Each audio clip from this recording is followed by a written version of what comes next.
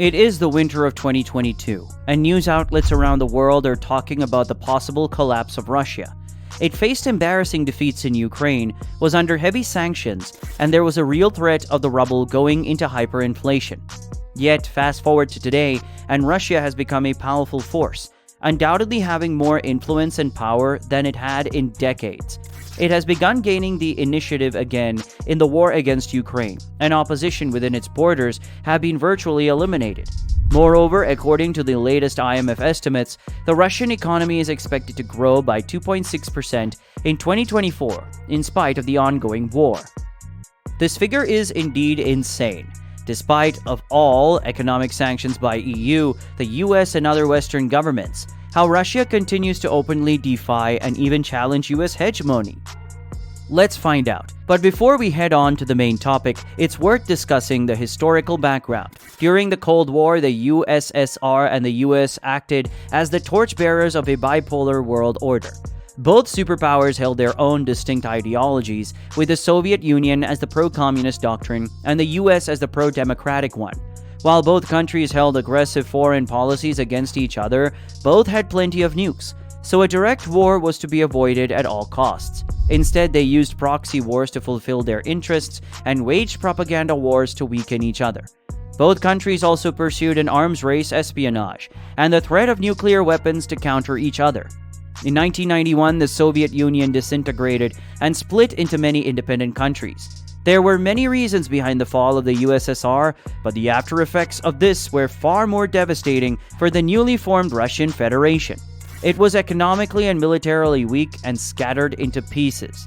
America's global hegemony was cemented, but this wasn't the end of history as some believed. Russia was down, but not out. Ever since Vladimir Putin took the reins of Russian leadership, he has been intent on making his country regain its former glory, no matter the cost. First of all, he transformed Russia from a newly formed federation into an autocratic one. That means he held the sole power to govern and shape foreign policy. He expanded Russian influence in the Middle East and strengthened relations with China and other powerful countries. What is more interesting about his way of running affairs is that he used force willingly to achieve his goals, like his annexation of Crimea and the war in Ukraine. In his words, he says that the war in Ukraine is a protection against the collective West. But as a military genius like him, he knows how to make a country powerful in the geopolitical arena. And that is growing on two fronts, the economy and technology. It is quite simple how the Russian economy gets running. A major chunk of that economy is the energy supply in the form of oil and gas. However, due to the ongoing war in Ukraine, the supply of Russian oil and gas to the European market has halted for 2 years now. That was a big blow to the Russian market. And as its supply chains got disrupted, so did the shortage of revenue.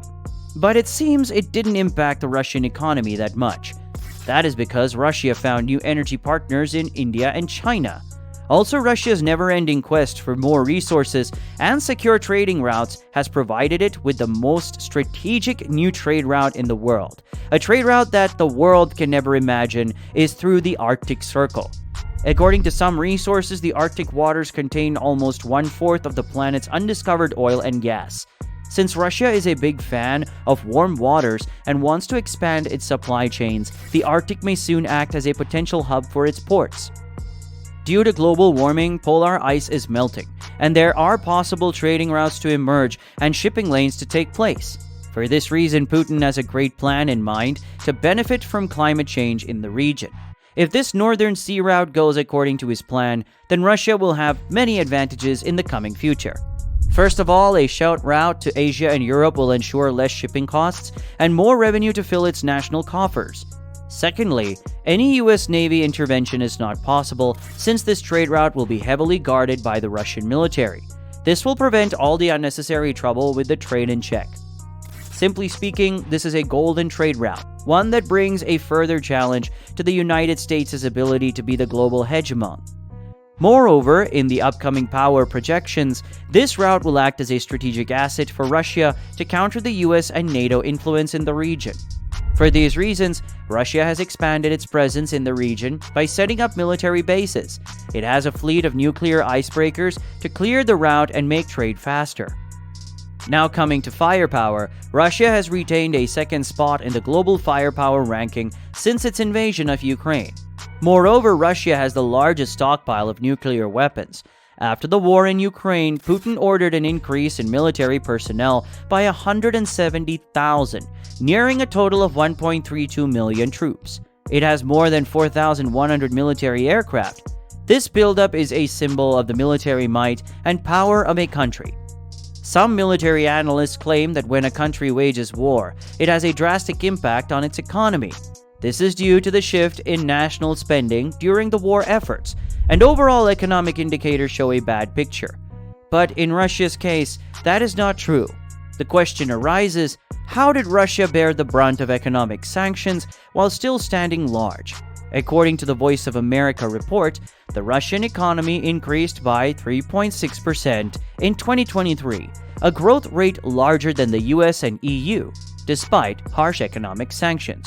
Putin provided the reasons for this growth projection. First of all, he stated that the Kremlin trade is shifting away from Western markets.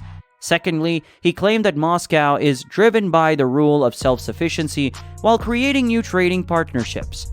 Kremlin found new partners in India, China, and North Korea. India is the next big market for Russian oil, while much of its weapons are coming from Iran, China, and North Korea. Thirdly, increased military spending has ramped up the defense industry. Due to this, the employment ratio is growing because more people are joining the military.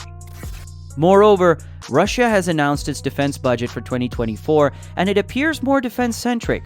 Moscow has proposed to spend 6% of its GDP on defense and military spending. For Putin, strategically independent Russia is more powerful so that they don't have to linger on any global financial system like the IMF. That's why Putin's policymakers adapted to a textbook version of macroeconomic stability, low debt, high currency reserves, and large sovereign funds. Due to these steps between 2014 to 2021, the Russian economy did not face any major challenges. Regardless of Ukraine war, stringent sanctions, including the freezing of $300 billion in Russian central bank assets. Moreover, high oil prices and continued energy supplies to Europe filled Russian coffers.